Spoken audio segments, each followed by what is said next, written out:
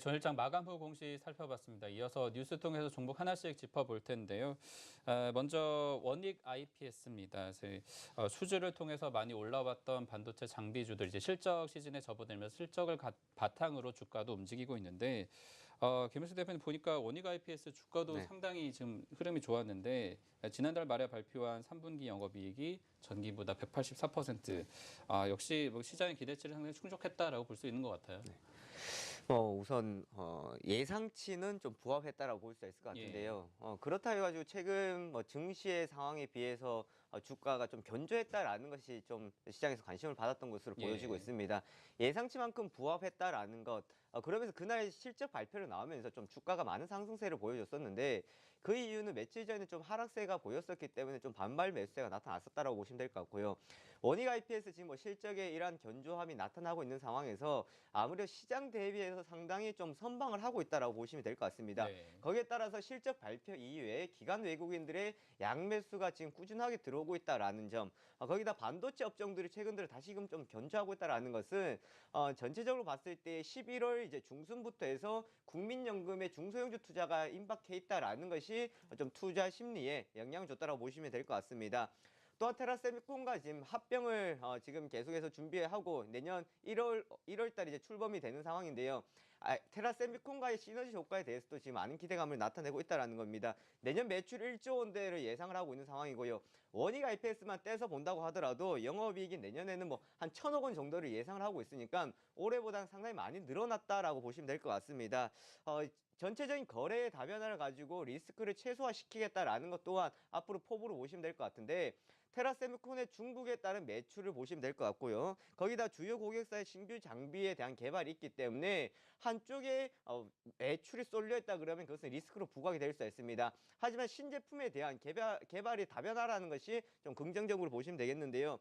거기다가 지금 3D 낸드 플래시에 대한 기대감을 많이 나타내고 있는 상황에서 원익 IPS는 현재 흐름들, 시장의 흐름과 어찌 본다 그러면 역행하고 있는 흐름이기 때문에 사실 상당히 견조하고 또한 테라세미콘과의 두 회사의 시너지를 기대를 했을 때는 현재 추세는 앞으로 현재 자리를 좀 돌파한다 그러면은 강한 흐름들이 한 번 더 나올 수 있지 않을까라고 예상해 볼 수 있을 것 같습니다. 네. 원익 IPS 3분기 예상치에 부합한 호실적을 발표했습니다. 전분기 대비 굉장히 큰 폭으로 급증한 실적을 발표했는데요. 향후에는 테라세미콘과의 합병 시너지 기대감과 함께 내년에도 이 고성장 지속해 나갈 수 있을 것이다라는 또 긍정적인 분석까지 주셨습니다. 최근 들어서 시장이 불안한데도 불구하고 외국인과 기관의 동반 순매수까지 유지가 되면서 좀 수급까지도 탄탄한 흐름이 연출이 되고 있습니다. 다음 종목 살펴보겠습니다. CJ ENM입니다. 이게 상당히 최근에 주식시장 또 특히 정치권에서도 굉장히 이슈가 되는 기업인데 어제는 그래도 다행히 반등은 좀 했어요. 근데 이제 지금 아직까지는 이런 정치적인 불확실성이 남아있는 상태에서 잘 갈 수 있느냐 이걸 좀 따져봐야 될 텐데 어떻게 봐야 될까요? 주식시장과 정치는 알 수 없다고 이야기들을 많이들 하시는데요. 사실 지금 주식시장 같은 경우에도 쉽게 예측을 할 수도 없는 상황인 것 같습니다. 정치적인 리스크가 워낙에 지금 많이 번져져 있는 상황들이기 때문에 이러한 리스크를 통해 가지고 관련 기업들이 지금 사실 시장에서 좀 많이 두들겨 맞고 있는 상황이라고 보시면 될 것 같습니다. CJ그룹주들 특히나 어제 CJ제일제당 같은 경우에는 좀 강한 반등세가 나와줬었는데 초반까지만 하더라도 CJ ENM은 좀 약세의 모습을 보여줬습니다. 후반부로 가면서 조금 반등은 나와줬었는데요. 지금 불확실성이 존재하고 있고 거기다가 이제 저가 매수에 대한 팽팽한 의견들이 맞서고 있는 상황이지 않을까라고 보시면 될 것 같습니다. 분명한 것은 지금 최근 들어서 나타나고 있는 현상은 기관들의 예민한 반응이었다라는 겁니다. 잘 아시다시피 기관 같은 경우에는 사드 매치가 나타났을 때에 또한 지금 국정 불안에 따라서 관련주들의 영향을 받았을 때 물량을 던지고 있는 것이 기관이었다라는 거. 한미약품 사태도 보셨다시피 기관들 상당히 예민한 반응들을 많이 보여줬다라는 겁니다. 자, 이번 같은 경우에도 아직까지 개입 여부에 대해서 조사가 진행되고 있는 상황들이기 때문에 이것은 확실한 불확실성으로 좀 보셔야 될 거는 같은데요. 그런데 4분기 실적에 대한 기대감은 여전히 나타내고 있다는 겁니다. 차트를 잘 보시면은 이런 뉴스가 나오기 이전에 주가는 좀 급등세를 나타내는 모습들을 보여줬었습니다. 실적에 대한 기대감이 나타났었다는 거였죠. 하지만 이것이 이틀 가지 못하고 그 다음에 반락을 하면서 하락을 했었던 모습을 보여줬었는데 그러면서 어제 이제 조금 자리를 잡아준 것은 워낙에 현재 추세로 봤을 때에 그래도 이건 좀 과하다라는 판단이 섰다라는 것을 확인해 볼 수 있을 것 같습니다. 우선 CJ ENM이라 하면은 드라마도 재밌고 프로그램도 참 재미있는데 주식은 재미없다라는 투자자들의 생각들을 많이들 들어보실 수가 있을 것 같습니다. 하지만 뛰어난 제작 컨텐츠 능력을 보유하고 있는 상황들이기 때문에 경쟁력은 상당히 강한데요. 하지만 영화 부분에서 부진이 또다시 발목을 잡아주고 있다라는 겁니다. 뭐 이번에 개봉했던 영화 아수라 같은 경우에도 예상치에 미달을 하면서 상당히 뭐 졸작이다라는 이야기들까지 나오는 상황들이었는데 과연 하반기에 영화가 얼마만큼 시장에서 드러날 수 있을지를 봐야 될 것 같고요. 프로그램 같은 경우에는 지금 충분히 뭐 흥행들을 하고 있고 여기다 이제 광고 단가가 이제 인상이 좀 된다 그러면은 긍정적으로 볼 수 있을 것 같습니다. 어떤 프로그램들을 보시더라도 중간중간에 이제 광고 상품을 보여주는 것을 볼 수 있는데 이것들이 이제 CJ ENM에서 실적에 좀 기여를 할 것으로 보여지고 있겠고요. 콘텐츠 제작 능력 강화하기 위해서 제작사를 인수를 하고 또한 작가들을 데려오는 것으로 봤을 때는 앞으로 이제 준비를 하고 있는 상황이라고 보시면 될 것 같습니다. 자, 그래서 현재 시점에서는 뭐 과대 낙폭이다라는 생각보다는요 조금 더 흐름들을 한번 추세를 지켜보고 접근하시는 전략이 좋을 것 같습니다.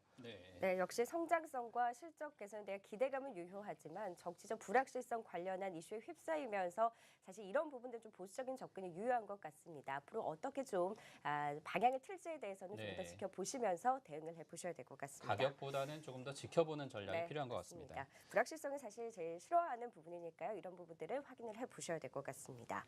다음 종목은 FNF입니다. 사실 국내 시장, 내수 시장이 침체가 되면서 의료업체들 고전을 많이 했는데 상대적으로 선방을 했다라는 평가를 받고 있는 기업인데 이게 아웃도어 산업이 사실 올해 들어 굉장히 위축이 네. 됐습니다만 FNF는 잘 되는 모양이죠. 네. 정말.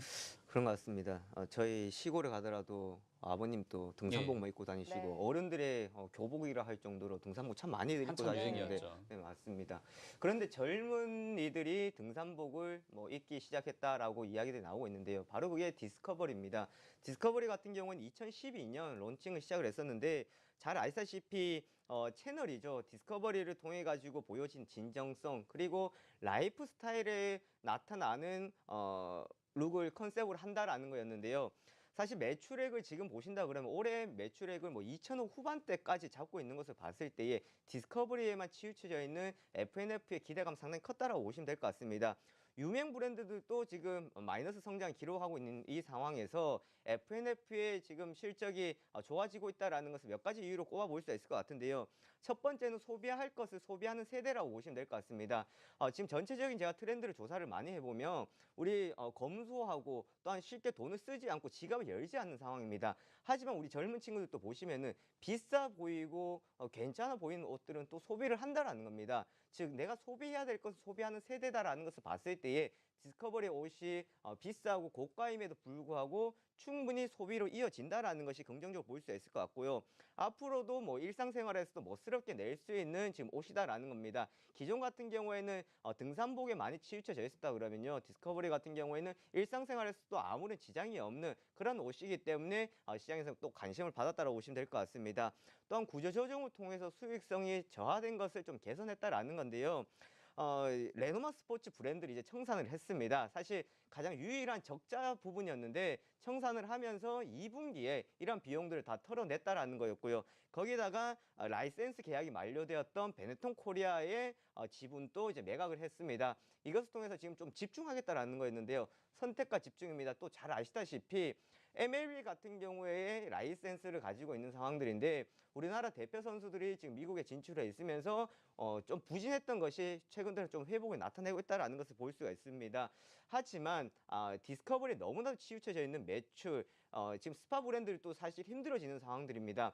이런 상황에서 과연 디스커버리가 얼마만큼 또 이어질 수 있을까라는 것은 향후적으로 봤을 때 지금 남아있는 숙제이고요. 지금 주가의 상승 같은 경우에는 좀 이런 단기적인 기대감을 통해서 많이 올라와 있다고 보실 때에 앞으로의 성장성, 추가적인 행보를 좀 두고 보시면 될 것 같고요. 아마 겨울이 지나고 난다 그러면은 시장에서는 다시 한번 좀 추운 흐름들이 올 수 있지 않을까라고 예상을 해볼 수 있을 것 같습니다. 네, 단기적인 기대감이 반영된 주가 흐름이다. 향후 성장성에 대해서는 조금 더 지켜보자라는 말씀까지 주셨습니다.